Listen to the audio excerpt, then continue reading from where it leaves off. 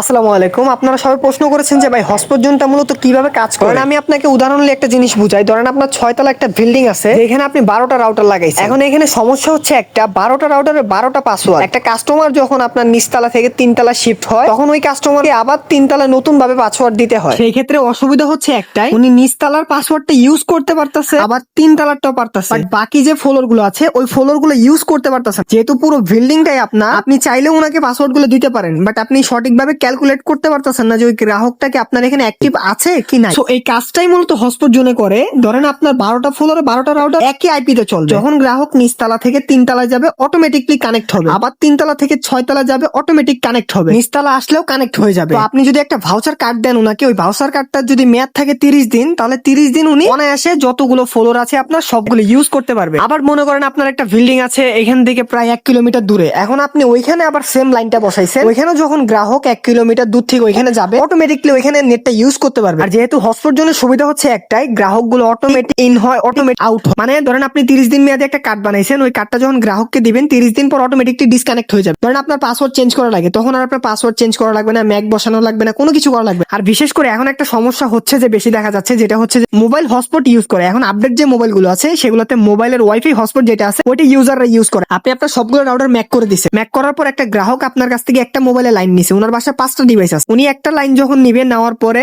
ওই মোবাইলে যে ওয়াইফাই হটস্পটটা আছে ওইটা ইউজ করে ওরা 5টা ডিভাইসে ইউজ করতেছে। তার লসটা হচ্ছে কার? আপনার। আর সেম সিস্টেমটা হটস্পট জোনে চলবে। হটস্পট জোন যখন নিবে বা হটস্পট জোন সেটআপে যখন আপনি করবেন, একটা ভাউচার নিলে একটা ভাউচারে একটা ডিভাইসে চলবে, উনি 5টা ডিভাইস ইউজ করতেই পারবে। এটা হচ্ছে প্রধান ফ্যাসিলিটি। আর যেহেতু এখানে অনলাইন পেমেন্ট গেটওয়ে আছে, গ্রাহক চাইলে অনলাইনের মাধ্যমে রিচার্জ করে চালাতে পারবে, আর টাকাটা অটোমেটিকলি আপনার বিকাশে চলে আসবে। আপনার কোনো কিছু করা লাগবে না, আপনি লাইনটা লাগায় রাখছেন, গ্রাহকরা তার নিজ মতো প্যাকেজ গুলো সিলেক্ট করে রিচার্জ করে ইউজ করতে পারবে। আপনি 1 দিন 3 দিন 7 দিন 30 দিন 15 দিন আপনার যেভাবে ইচ্ছা সেভাবে প্যাকেজ গুলো বানাতে পারবেন। কিংবা আপনার মনে করেন একটা বাজার আছে যেখানে আপনি পাসওয়ার্ড ব্যবসা করতেছেন, যে আপনার একটা দোকান আছে, আপনি দোকানে একটা ওয়াইফাই লাগাইছেন, এখানে গ্রাহকরা আস্তে আস্তে 100 টাকা করে বিল দিচ্ছে, তারপর আপনি ওদের নেট দিচ্ছেন। বাট এখানে সমস্যা হচ্ছে একটাই, গ্রাহকরা স্ক্যান মেরে নিচ্ছে কিংবা কেউ বিল দিচ্ছে না, এই সমস্যাটা আপনার পোয়াতে হচ্ছে। আর আপনি যখন হটস্পট জোন করবেন কিংবা আপনি একটা অ্যাক্সেস পয়েন্ট বা আউটডোর রাউটার লাগাইলেন, তো বড় একটা এরিয়া বানাইলেন, ওইখানে আপনার হটস্পট জোন লাগবে। হটস্পট জোন করলে আপনার গ্রাহকরা অটোমেটিক ইন আউট আপনি সব দেখতে পারবেন। আমাদের যেহেতু প্যানেল আছে, প্যানেলের মাধ্যমে আপনি দেখতে পারবেন আপনার কত টাকা সেল হলো, কয়টা ইউজার অ্যাক্টিভ আছে, কয়টা গ্রাহক ইনঅ্যাক্টিভ হয়ে গেছে বা সাসপেন্ড হয়েছে, সবকিছু আপনি প্যানেলের মাধ্যমে দেখতে পারবেন। তো এটা হচ্ছে মেন ফ্যাসিলিটি।